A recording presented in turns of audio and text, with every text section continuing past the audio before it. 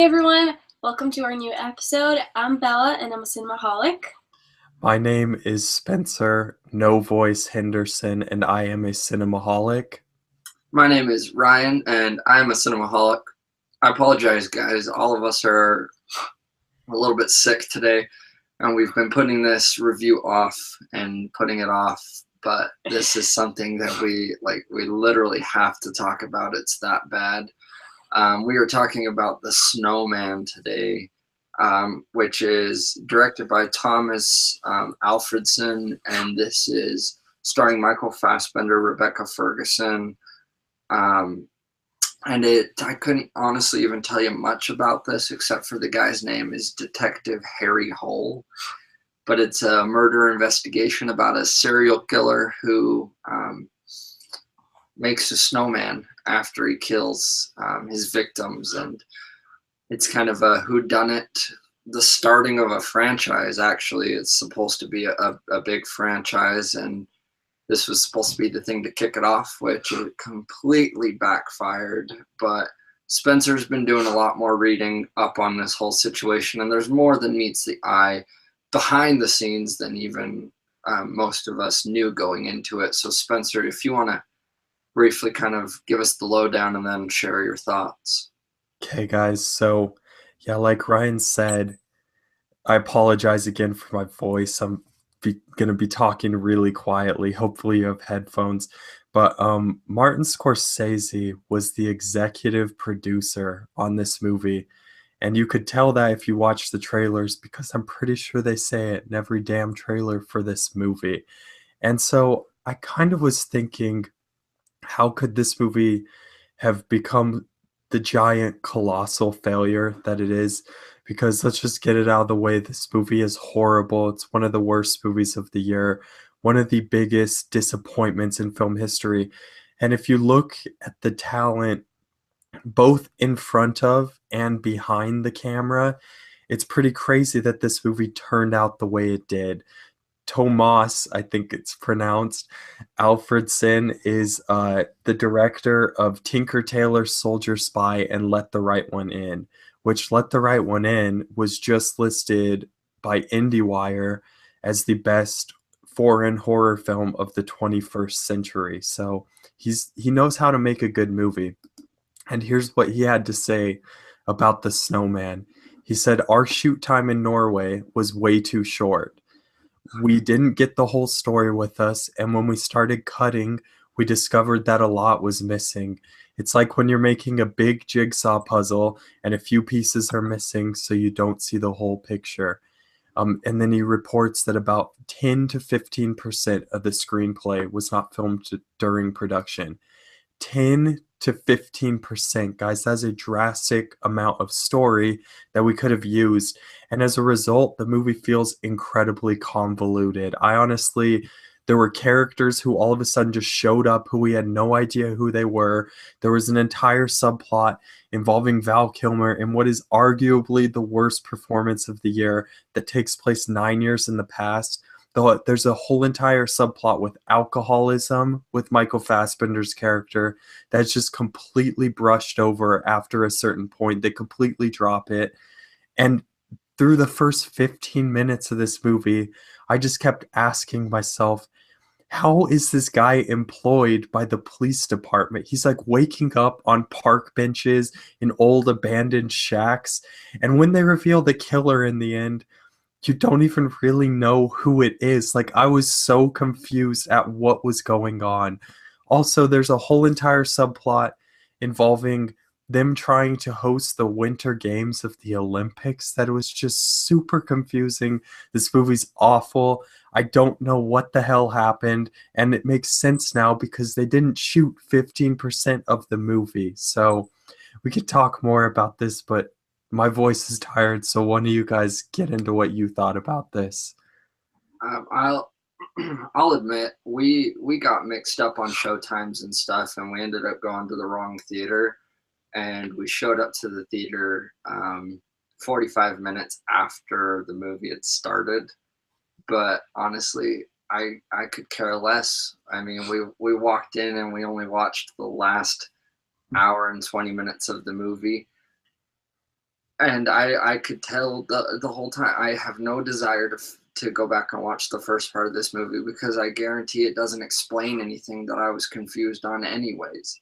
And even just seeing that chunk of the movie, I could tell how how convoluted and choppy it was. And I remember sitting there for 30 minutes and I just had this particular thought that most of this had come from the editing, and I didn't know if I should give that as a credit or a discredit to the editors. But in the end, I actually kind of was like, wow, I feel like most of the movie did come from the editing, and I give them props for what they were able to do, because they didn't have the whole story, and so they were trying to fit something together, and that should never just fall on an editor to have to do. But that being said, it was such a mess, and I don't even care about spoilers. The last 15 minutes of this movie was just so strategically stupid. I couldn't even stand it. There's a scene where he gets his finger cut off, and they literally, it's like this supposed to be this climax fight sequence, and they have 3 shots that they're trying to tell you this story, and you can tell chunks of this fight are missing. And it skips around, and then he goes and he tries to save his wife, and his finger's there. He had already gotten his finger cut off, but then the shot they used, his finger was back on. And that's not even getting into the worst part that I was telling Spencer about. Regardless, I think this movie is a travesty, and we were talking pre-recording this.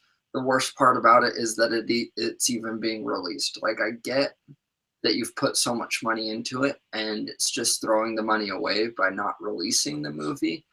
But releasing a movie like this is a waste of money. You put the extra money in, you call people back for reshoots, and you get the 10% that you were missing.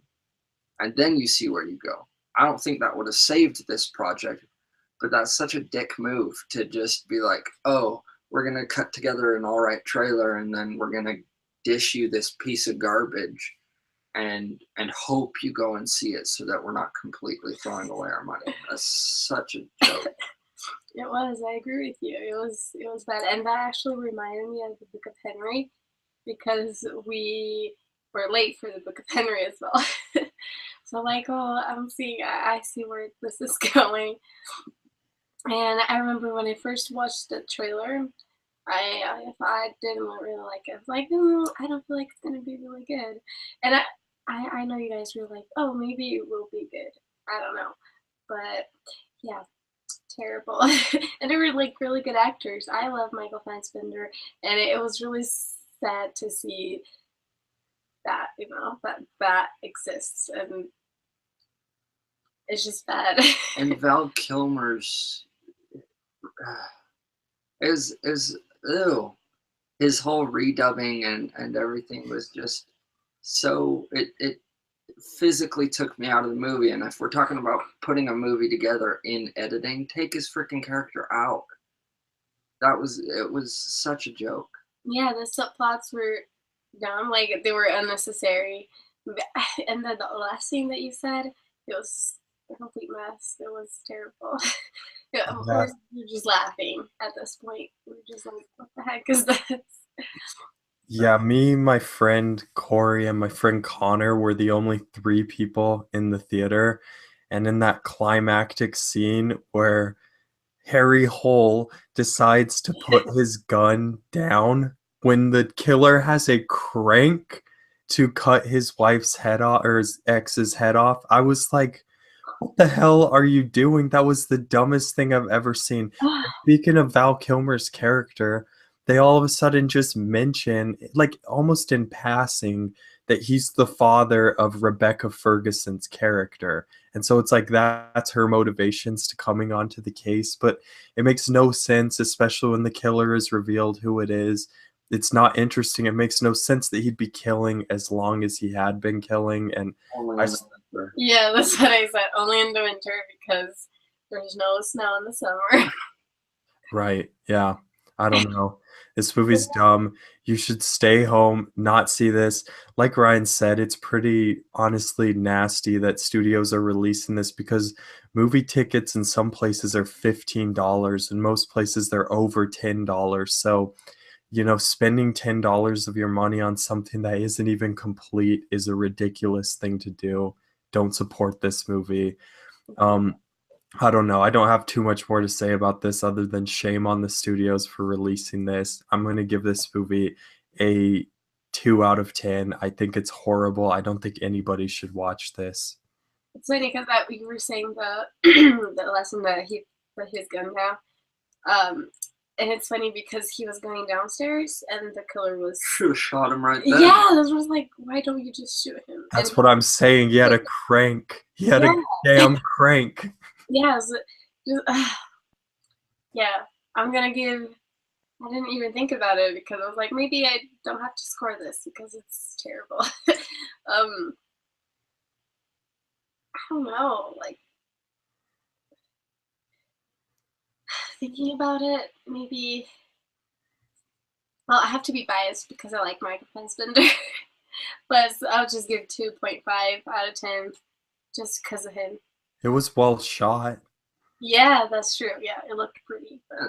And that's I don't feel comfortable even scoring this, but take my score worth 2 squirts of piss. I mean, I'm giving it a 1 out of 10, but I didn't even see the first hour, so you can't really but still, like, look online. There's so much crap about this that it's not even worth it. I mean, Geostorm, from the beginning, everyone knew it was crap, and so I can get behind people who are going to go and see Geostorm because whatever. We all know what we're getting out of that movie, but this movie, it's not even worth the admission fee out of curiosity. Just don't spend your money. It's like the Transformers scenario. Don't spend your money on this and encourage studios to do it again. And it made us all sick. Yes. And I think that'll wrap it up for us, guys. I don't think any of us feel good enough to even talk bad about this movie right now, but don't go see it. Stay tuned. Next week we've got a ton of good stuff coming, so stay tuned. Make sure to subscribe. Follow me on Twitter and Letterboxd and Stardust at Rye_Gordon. You can follow me on Twitter at BellaRomano_ and on Stardust and Letterboxd at BellaRomano. You guys can follow me on all the same places at Spinnyhand. I'm not going to repeat all that, but thank you all very much for watching, and until next time, bye.